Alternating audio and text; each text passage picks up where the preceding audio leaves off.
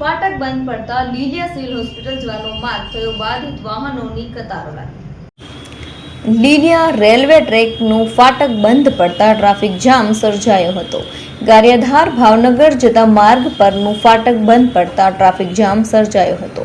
ફાટક બંધ પડતા લીલિયા સિવિલ હોસ્પિટલ જવાનો માર્ગ બાધિત થયો હતો। ફાટક નંબર 41C ટેકનિકલ કારણોસર બંધ પડ્યું હતું। રેલવે ફાટકના ટેકનિકલ ઇસ્યુને કારણે ફાટક ખુલ્યું ન હતું।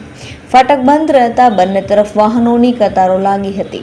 અંતે દેશી ફાટક ઊંચું કરી વાહન વ્યવહાર હળવો કરાયો હતો।